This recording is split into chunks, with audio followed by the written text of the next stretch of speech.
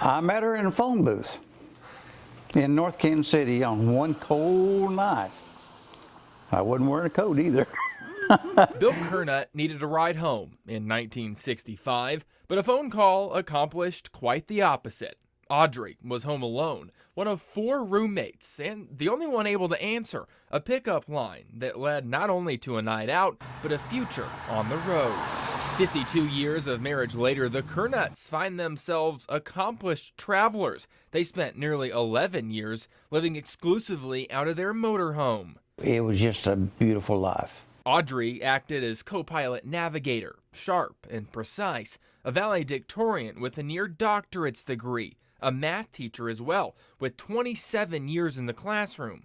However, circumstance took a turn for the worst in 2010 when Audrey found herself unable to find a rest stop along I-55. That's the first time I noticed that something wasn't quite right.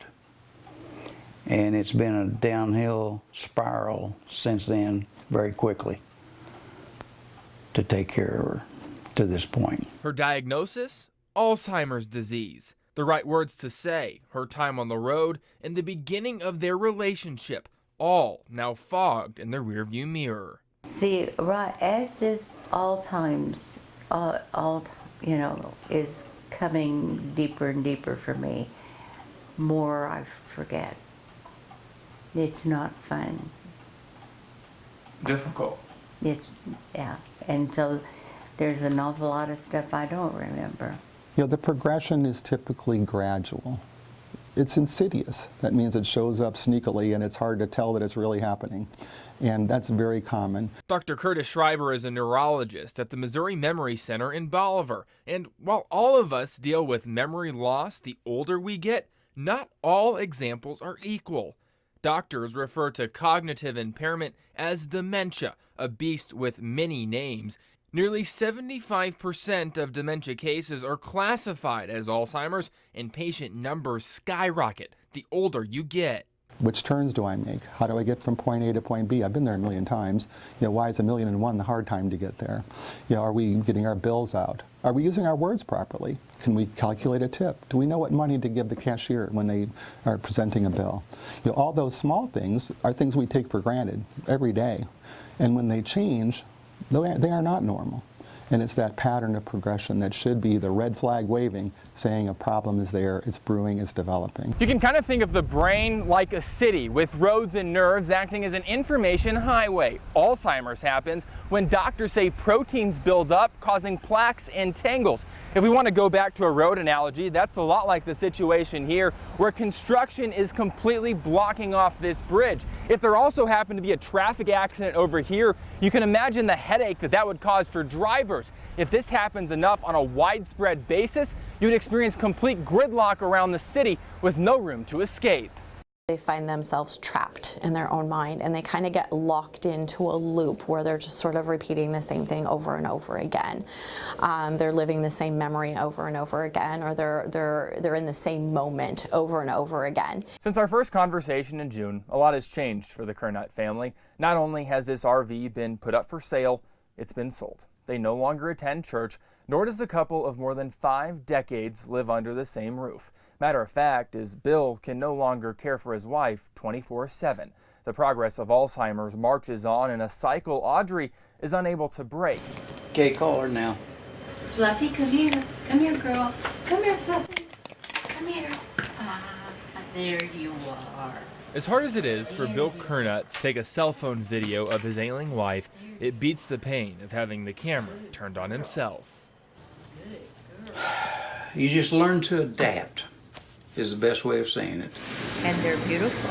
It's been nearly a month since Audrey was admitted to a nursing home, now requiring 24/7 care for Alzheimer's disease, a diagnosis she received in 2010. I have missed Miss Fluffy, but it's busy around her, so she would be not so easy to keep up with. She claims she's happy at her new residence just down the road, although she often asks where Bill, her husband, goes to sleep each night and can no longer introduce her daughter by name. It just keeps going and going downward. And it's really sad to watch that happen to a person that you love so much.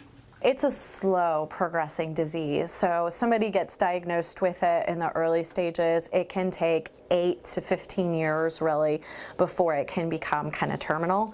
And that's because it's advanced to the point where the person can no longer eat on their own. They can't swallow on their own. They can't do physical activities per se to care for themselves. This is the most intense. To view images of this progression in a brain with Alzheimer's disease, we talked with Dr. John Gamble, the medical director of radiology at Citizens Memorial Hospital in Bolivar. This machine, known as a PET scan, screens the brain for beta amyloid, one of 2 proteins responsible for slowly shutting down functions in a brain with Alzheimer's disease. This is the most intense or high amyloid plaque deposition down to the blue. So the pink is high, this is blue. So you can see in the outer regions of the brain, you have mostly blue on a normal negative scan. But that all fills in and gives you smooth margins rather than these indentations, because there's high amyloid buildup in the outer portions of the brain. That is very indicative of Alzheimer's. Even with the advance of scanning technology, doctors are still unsure of how to stop the spread of the disease. Here's Dr. Curtis Schreiber with the Missouri Memory Center in Bolivar. The tough question is, how does a person manage, the complications of the progression of disease? When things are tough and it's your family member, the first thing you hear is your heart. And your heart says, I don't want to lose my mom, I don't want to lose my dad. That's quite understandable. But our job, our role as family members and caregivers is to be able to carry out their actions, to speak with their voice, to be able to give instructions to the doctors, nurses, other caregivers about what would mom want done, what would dad want done, if they were able to make those decisions. For the Curnutts, it's the beginning of a long goodbye. Yeah, you better come visit. I'll come and visit. Promise. Okay.